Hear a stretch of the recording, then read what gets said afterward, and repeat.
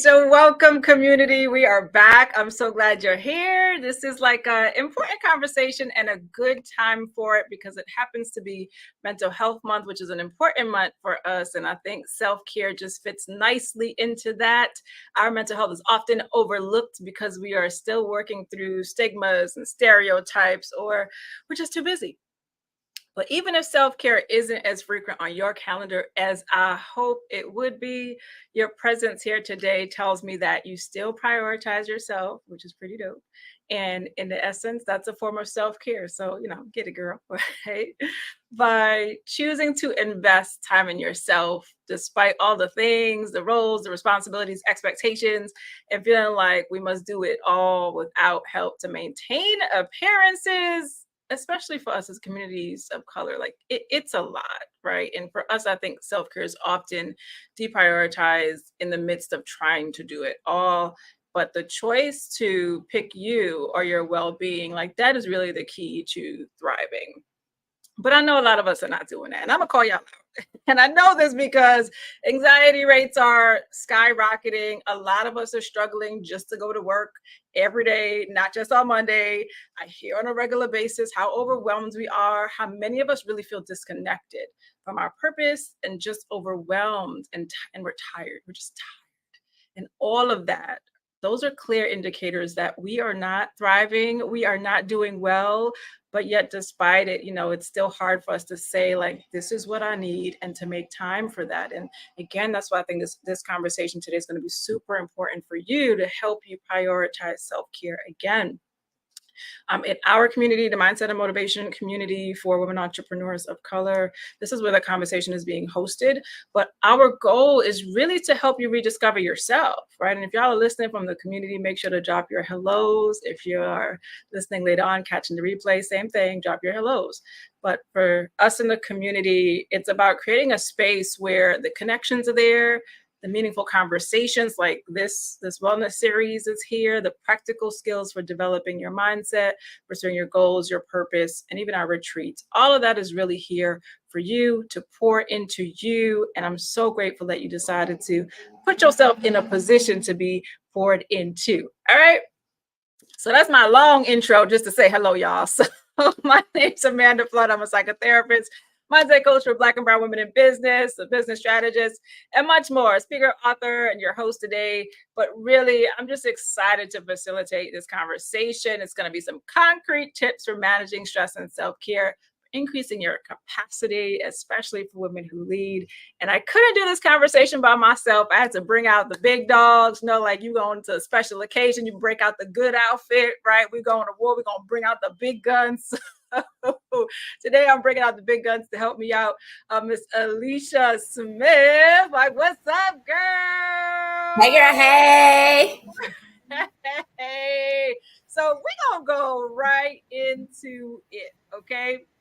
As we talk about this idea of like increasing capacity, self-care, stress, all of those things, I want to know a little bit more. What does it mean for you as you kind of think about all those concepts? Because I don't know that we always put it together well, but I would love to hear how you conceptualize this connection between self-care and our capacity. Because, girl, we carry it a lot. And I think the truth is we're struggling. It's paralyzing us a bit. And, not that there's anything wrong with more, but I think our process is off. Our process is wrong. Yeah, I would say that you can look at it a couple ways. But when I first think about capacity, like as a coach, like as a productivity and accountability coach, I'm always telling my clients and telling people, I help you find that hidden time in your day. So when I first think of capacity, I think of that hidden time because I want you to use that hidden time to pour into yourself, to pursue your goals, your purpose, and your life passion. And to me, that's where that self-care aspect comes in. But then you can also look at capacity in terms of your energy. Like how much energy do you truly, how much capacity? Like if you're looking at a container or a box or something, like how much more can truly get into that? What do you need to move around? What do you need to take out? What adjustments do you need to make? And to me, that then leads to boundaries. Because if you don't have these boundaries, then you're going to keep letting stuff fall into this container and it's going to keep getting filled up and you're not going to have no more capacity. And if you don't have the capacity, You're not going to have the energy because you're not going to be drained because you're stressed out and you're overwhelmed and you're all those things. So when I think about like capacity, it first goes to hidden time, and then it goes to energy, and then it goes to boundaries. So I kind of, those three things are like the three kind of words or phrases that initially pop up to me when I hear capacity, and especially in this conversation of mental health and things like that. Last month was stress awareness month, and I think stress awareness into mental health awareness is the perfect flow. Right.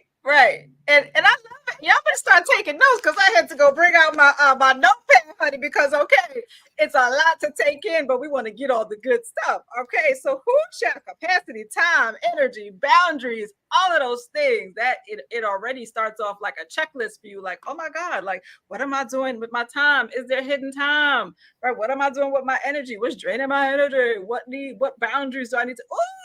Ooh, we on fire. Yes. But before we keep going, as you guys can hear already, the expert has already entered the room. But I want to take a step back and really have you also introduce yourself too. So can you tell them who you are and more about the work that you do? Because it's already on fire. Tell them, girl. Yes. I am Coach Lee, your productivity and accountability coach. And I can now say author as well. I'm a criminal defense attorney by day, but I'm a productivity and accountability coach, like I like to say throughout.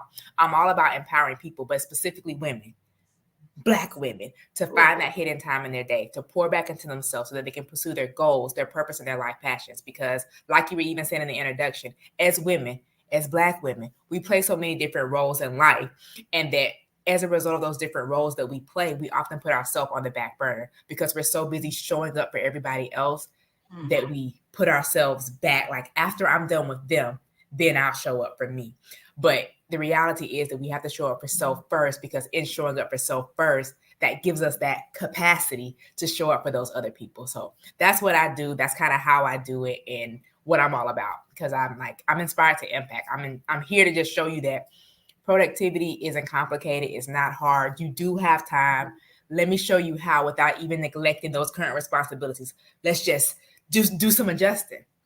I love that. And as I go back to that image of the container, it's like we fill the container, but like we drain it so fast at the same time.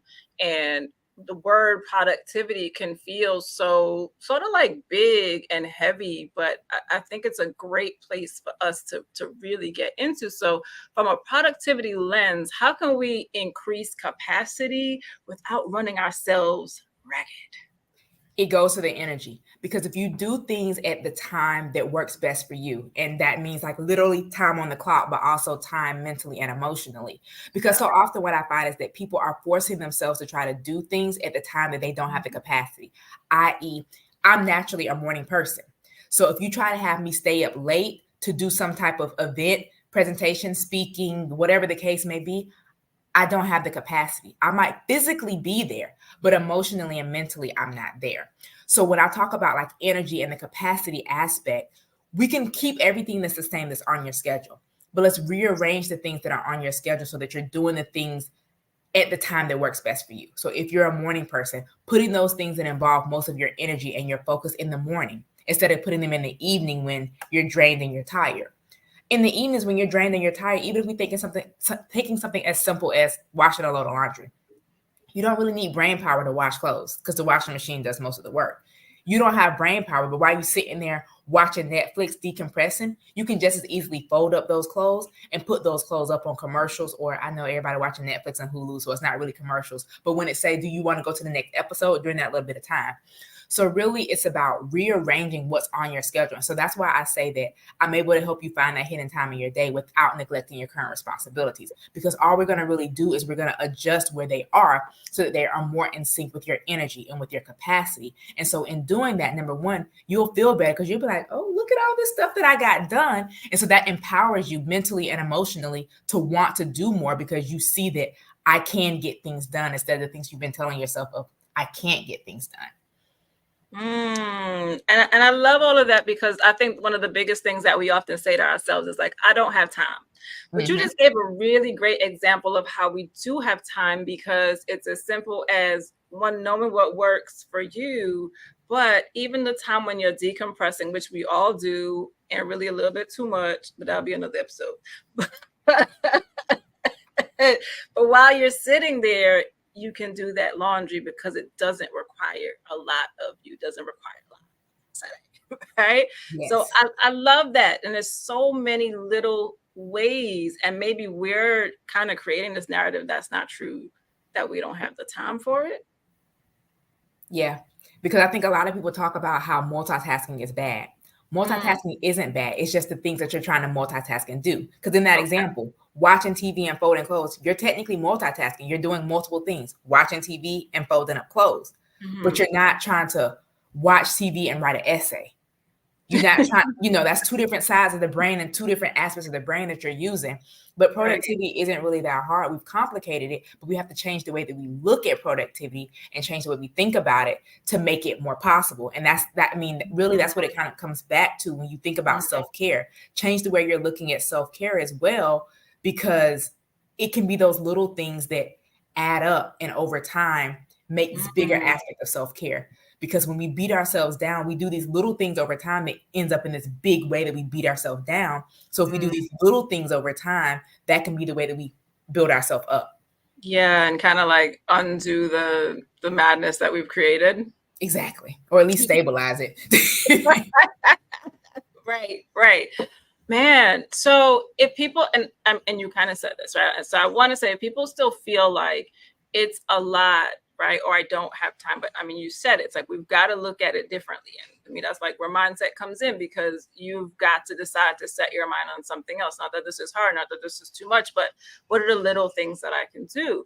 But if folks are still in that space, how do they shift? Like, what do you see really works for people in your work with women? I say make a list. I'm all about lists. Like, because we keep so much in our head, because we play these different roles and we have to be here, there, and everywhere, that we're trying to keep it all in our head. But sometimes if we take the time to actually sit down and write down what we have to do, number one, you might realize you don't actually have to do it. There's someone else that can do it. Right. Delegate. Exactly. Or you might see that I do need to do it, but I don't need to do it right now. Like, I might have put it on the schedule for the day thinking it had to be done today. But really, when I look at maybe my schedule, I'm going to be in this area 2 days from now, and I can do this thing then. For example, I need to return my library books to the library. I finished reading them like a week ago, but the library isn't close to my house. But today I'm going to meet my dad for dinner. I'm going to be by a library.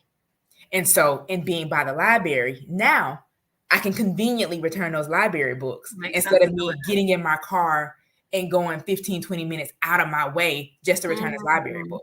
So when we start writing down what it is that we need to do, opportunities will present themselves for us to get those things done in a more conducive and convenient way, i.e. finding that hidden time in your day. I love it. So it's a little more strategic thinking, but at the same time, it's really not that hard. It's like practical and common sense. Exactly. Yeah, we could do that. So listen, I love these tips. And I guess self-care doesn't even have to be that complicated, right? Because if you are just deciding that I'm going to work on this thing, I can do it in some of these little simple ways and just get started there. And I think the starting is important, and also creating space for those little wins, because you mentioned that too. As you sit down and like watch TV and fold the clothes, you feel good that you actually did it. The clothes didn't sit there all week. We actually got it done. Like, yes. And we need those little wins. So maybe it is really starting with the smaller things. And would you kind of recommend that? Like, should we start with like the big heavy ticket items, or should we start with the small things? Oh, I have a feeling it may depend on also just you and how you operate to like individualize. But I would say if you have to choose one,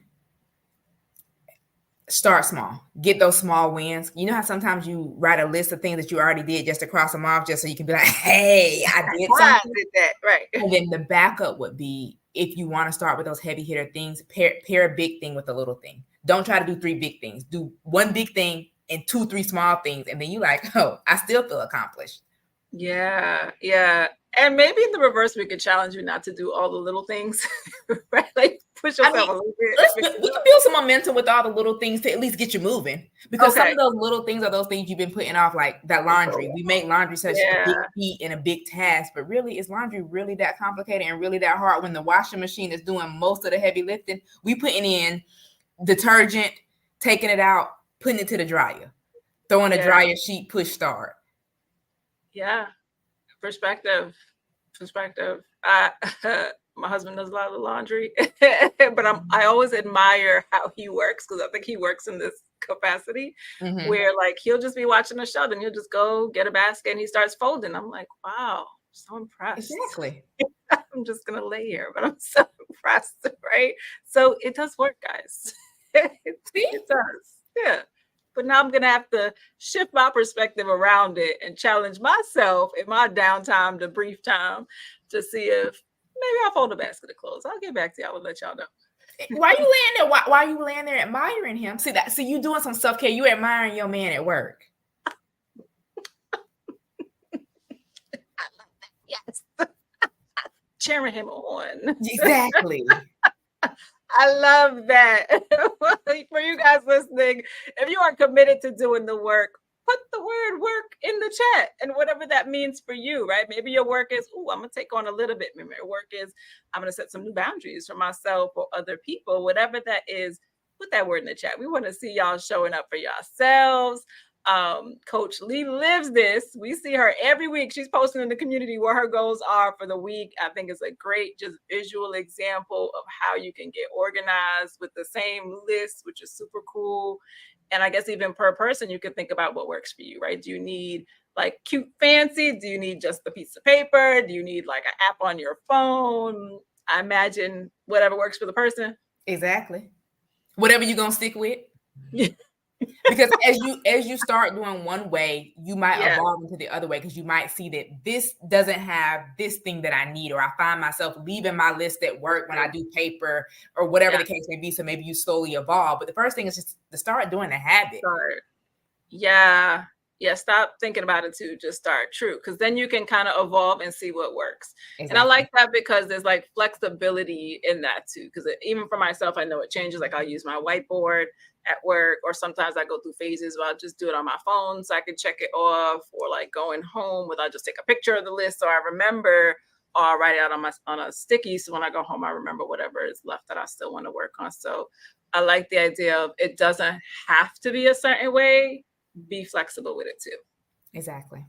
So now if they want to work with you personally, honey, because you're just hot fire and there's just a few couple minutes here. So imagine like really sitting down and having her tell you about yourself. You might find a lot of hidden time. So how can they reach you?